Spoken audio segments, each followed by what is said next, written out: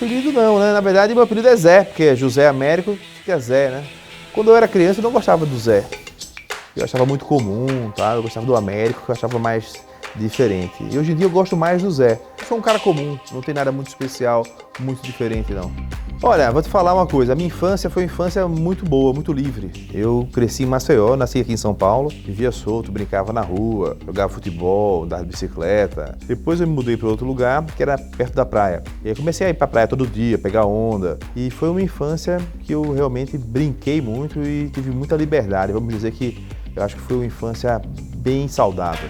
Eu gostava muito de estudar por conta própria, os livros, as coisas que tinha na escola. E na aula mesmo eu bagunçava um pouco. Eu nunca consegui prestar muita atenção na aula. Meu perfil era um pouco de hiperatividade, então eu gostava mais de perturbar os colegas, ficar jogando aqueles papelzinhos e tal. Eu ficava perturbando na aula, mas quando chegava em casa eu estudava, lia, gostava e me dava bem, eu era bom aluno. Depois que eu comecei a crescer, eu fazia alguns esportes, né? Então eu fiz uma época karatê, uns 3 anos, depois eu passei a fazer tênis de mesa, treinava todo dia, era federado.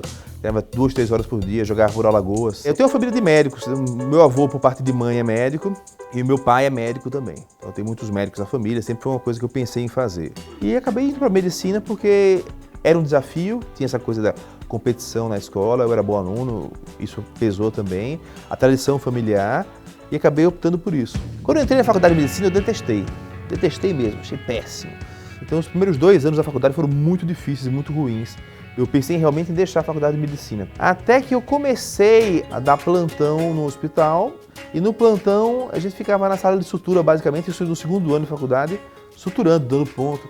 E eu comecei a ver a aplicação prática do estudo dos anestésicos locais. E aí com base nessa prática médica é que eu comecei a estudar e me interessar pela teoria. E aí meu curso médico, vamos dizer assim, deslanchou a parte cirúrgica pela rapidez de intervenção, né, de você tem um corte sangrando, ou tem um ferimento por arma branca, por arma de fogo, você vai lá e você, com sua mão, consegue salvar o paciente. Isso me encantou e me apaixonou. Ser médico é saber que você é necessário para a vida de outras pessoas e que, para exercer esse ofício, você vai ter que abrir mão de parte da sua vida.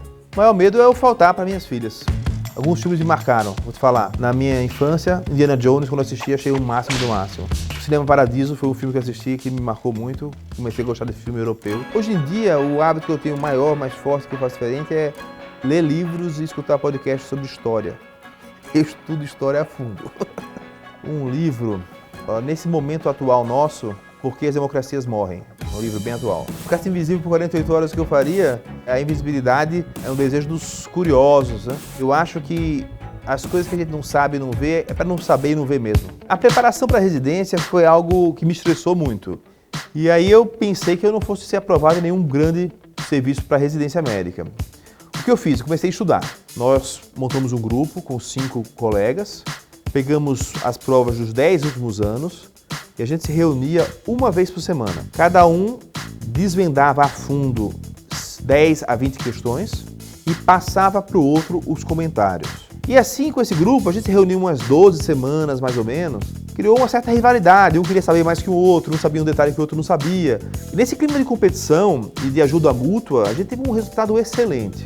Desses 5, todos passaram e 3 em primeiro lugar. Ter sucesso é você dormir tranquilo, sem estresse, com o que os outros estão pensando de você. Medicina, para mim, é um lugar que eu pude crescer muito como professor, como profissional e que me dá muito orgulho em trabalhar. Mas o que une minha personalidade, eu vou dizer assim, que seja uma comunicação, falo demais, sem parar, e ter alguém que me ouça falando como aqui no Medicel, para mim, é o máximo, né? Então por isso que eu não largo nunca esse trabalho aqui.